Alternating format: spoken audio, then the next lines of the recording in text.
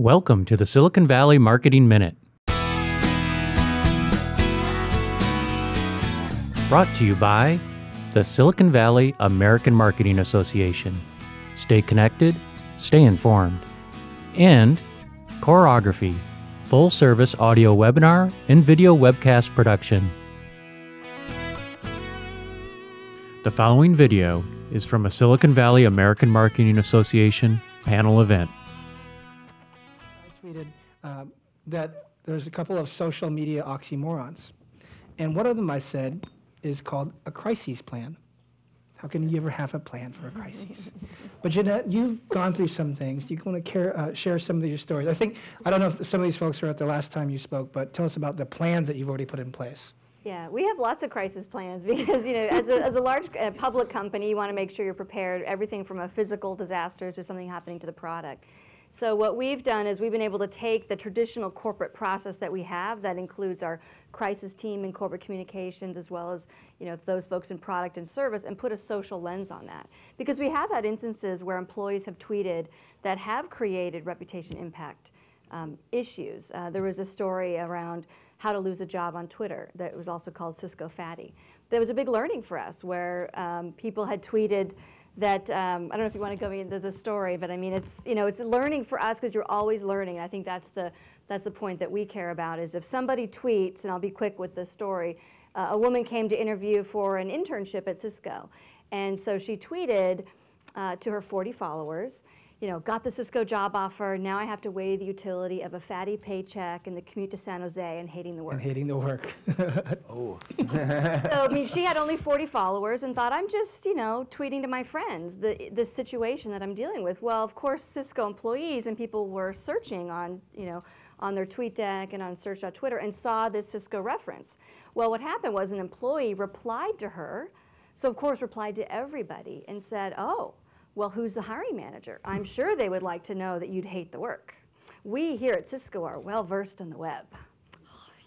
So that ended up creating this doozy of discussions around. This was early last year when the economy and jobs was such a hot issue. People were saying, well, how could you, act this way in a job? And then other people saying, how could this employee be so arrogant in saying this? And then all the employees at Cisco were saying, well, I want a fatty paycheck. Where's this fatty paycheck? So it created a multitude of responses that was really a big challenge. And so as part of that, we were watching how that spread.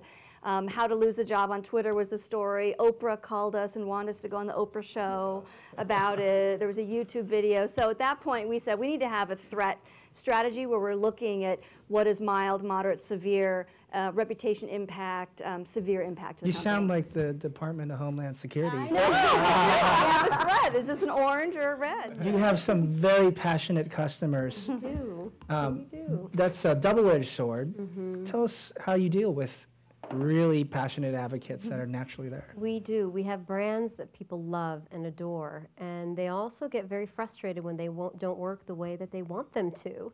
And we learned a lesson that if you don't listen, they're going to shout louder, and they will create their own forum. A few years back, probably around 2007, a forum was created here in the U.S., but then it expanded worldwide, called Dear Adobe. And it became a forum for any gripe that anybody ever had about Adobe, about Acrobat taking too long to load, or PDF being too long to download, and CS being too long to just activate. So there was a bunch of gripes and complaints, and they got louder and louder and louder. And what did Adobe do? Well, we ignored it. We thought it'll just go away. I mean, in PR, we just were trained, well, we don't really know what to make of this. This isn't really a journalist. It's not a Tier 1 publication. And so nobody really got engaged. And then it just grew. And then it eventually became at a level that we knew we had to engage. But what happened, what's interesting, is that our evangelists reached out.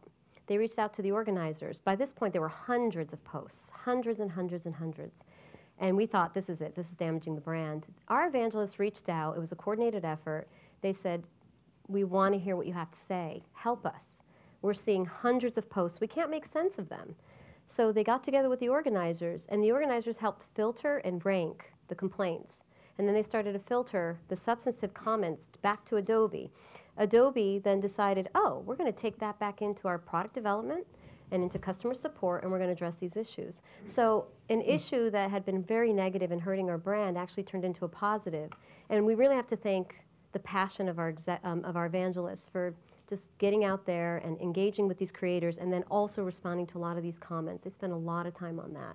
But that's where we were able to turn that around, and we learned a lot from that. Yeah, I just say add on to that, you know, a second question that we'll often ask marketers, whether they're brand marketers or performance marketers, is if you could identify these advocates, what would you like them to do for you? And we were over at EA today, and EA said, oh, we would love for them to take special promotional offers that we have and send them around to their social network. So you mean you'd like your advocates to serve as sort of a virtual sales force for you, right? So we're enabling that. And let me just share some interesting data with you. We're finding that the conversion rate for advocates, for offers that are sent from advocates to their social networks, is 5 to 10 times higher than the conversion rate if the brand sends the offer out. And there's a very simple reason for this. If Ed and I know each other, and I send Ed an offer for a new EA game, a new EA sports game, he's about 10 times more likely to open the email because it comes from Rob, not EA. He's about 10 times more likely to act on that offer. And oh, by the way, I'd only send Ed an offer for EA Sports because I happen to know he's a sports fan. And that's the kind of targeting efficiency that behavioral marketers can only dream about.